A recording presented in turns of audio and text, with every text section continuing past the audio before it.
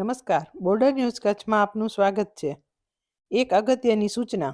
મોરબી જિલ્લાના માળિયા ખાતે આવેલ મચ્છુ ડેમ ઓવરફ્લો થવાથી ડેમના દરવાજા ખોલવામાં આવેલ હોવાથી ઓવરફ્લો પાણી સામખિયાળી અમદાવાદ હાઈવે ઉપર હરિપર ખીરઈ તાલુકો માળિયા મિયાણા રોડ ઉપર પાણી ફરી વળેલું હોવાથી માળિયા હાઈવે રોડ આજ રોજ તારીખ 27/8/2024 આશરે 36 કલાક સુધી ડાયવર્ઝન રાખેલ છે, જેથી કચ્છ જિલ્લામાંથી અમદાવાદ તરફ જતા તમામ વાહનના ચાલકોને અપીલ કરવામાં આવે છે કે સામખિયાળી ચામુંડા હોટલ પરથી ડાયવર્ઝન આપેલો હોવાથી રાધનપુર પાલનપુર રોડનો ઉપયોગ કરવા પૂર્વ કચ્છ પોલીસ દ્વારા અનુરોધ કરવામાં આવ્યો છે.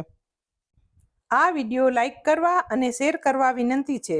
જો તમે હજુ સુધી આ ચેનલ સબસ્ક્રાઇબ ન કરી હોય તો આ ચેનલને સબસ્ક્રાઇબ કરી બેલ આઇકોન દબાવવા વિનંતી છે.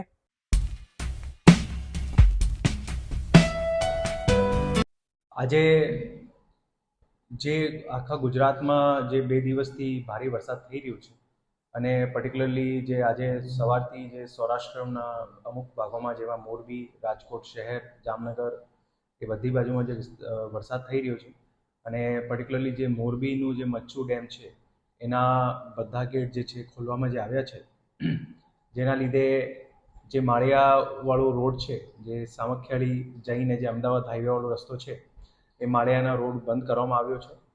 એટલે પોલીસ દ્વારા લોકોની સુરક્ષા માટે અને લોકો એનાથી સાવચેત રહે અને લોકોની જાનમાલની બચાવ માટે જે આખું આ માળિયાવાળું રોડ છે એને પહેલાંથી જે છે સામખિયાળીના ચામુંડા હોટલથી ડાયવર્ટ કરવામાં આવ્યું છે અને આ જે ડાયવર્ઝન આપવામાં આવ્યું છે, જે લોકોને અમદાવાદ જવાનું થતું હોય એ પાલનપુર, આડેસર ને આ બધું રસ્તો લઈને લોકો આરામથી એનાથી નીકળી શકે.